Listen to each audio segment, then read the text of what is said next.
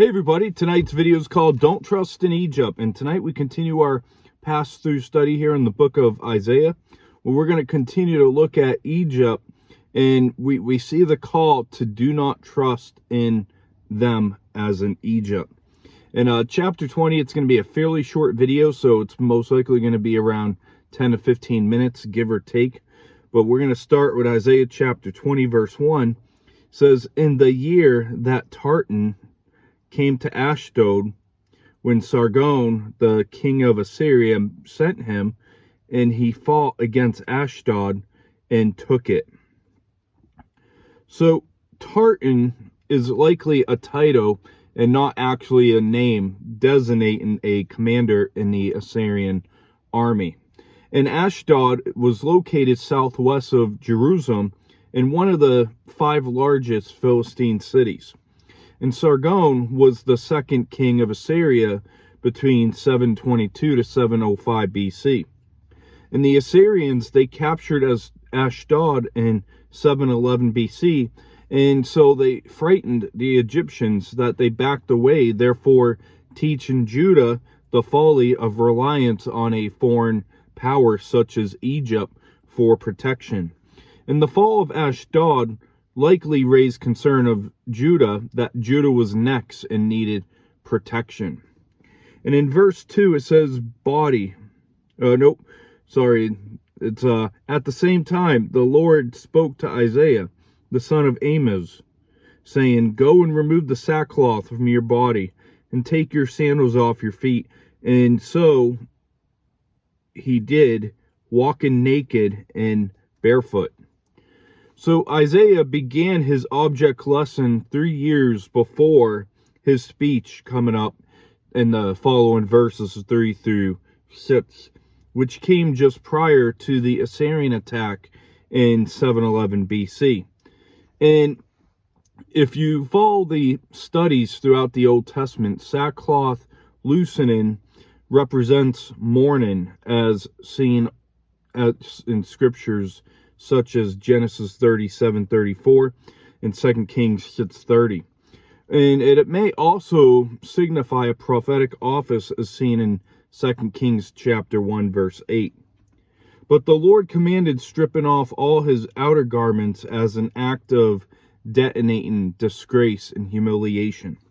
And what we should understand as we read this is, I don't believe that Isaiah was, completely nude, with nothing on. He just wore only the inner garment that was customary in this time period, which would be equivalent to us as, if we walked in our underwear or like a nightshirt of some kind. But if somebody, was outside right now and I saw them walking in their underwear or like a nightgown, you might still consider them naked. So that's kind of, the language that we're seeing here. And the message wasn't nudity, it was complete poverty and humiliation. And Isaiah dressed as the poorest and most destitute person would dress. And Isaiah wasn't the only prophet to give a sign of an act to Israel. We see Hosea endured a trying marriage, and in Ezekiel 24 verse 16 through 24 tells us that Ezekiel's wife died as an illustration for the nation of Israel, as pointed out by Old Testament scholar Herbert Wolf.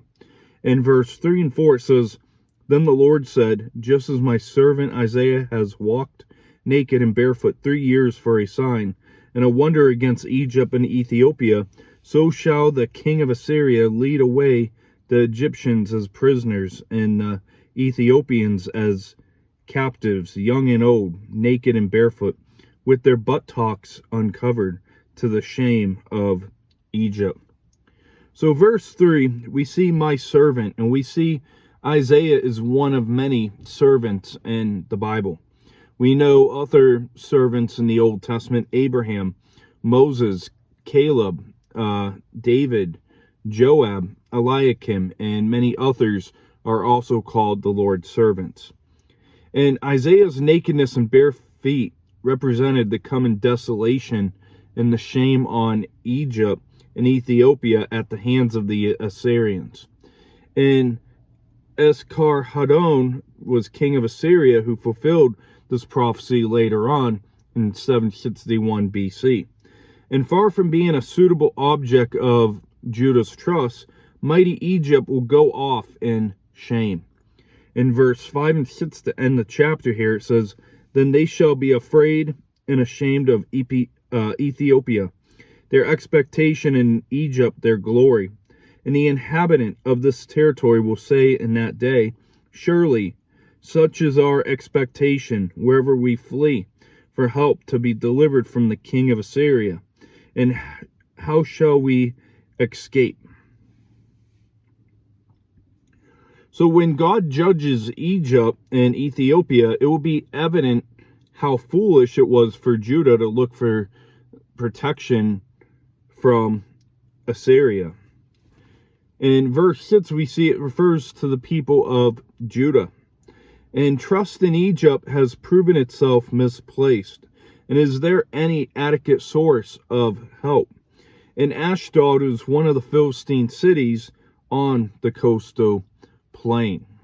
So the thing to get out of this very short chapter is, can we really rely on men? We need to be relying on God. And so tonight's wrap up, it's a very short wrap up here. We looked at Isaiah acting out a sign, and we see the political setting for the sign. And in verse 2, it showed us that the Lord gave Isaiah a sign to act out. Verse 3 and 4 shows us that the sign announces the mourning, the sadness, and the judgment and humiliation of Egypt. And my servant has lots more meaning in the Old and New Testament. So we see authors called my servant. And I want to go over to Matthew chapter 12, verse 18 to give you one example in the New Testament.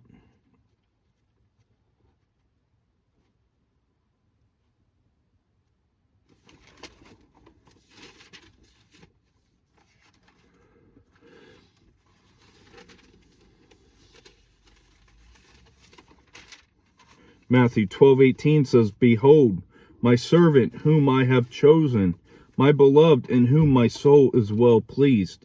I will put my spirit upon him, and he will declare justice to the Gentiles." So when you look at Matthew chapter 12, verse 18, we see that Jesus is the servant of the Father. And I want to go to John chapter 12, verse 26.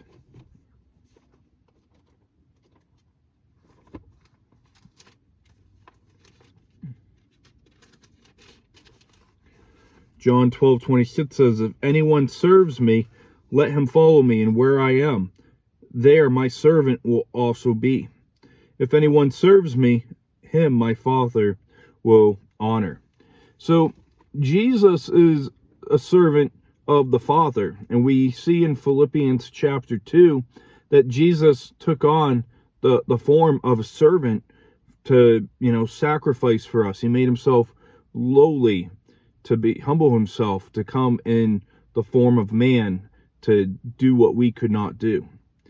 And John chapter 12 verse 26 shows us that Christ's followers are also his servants.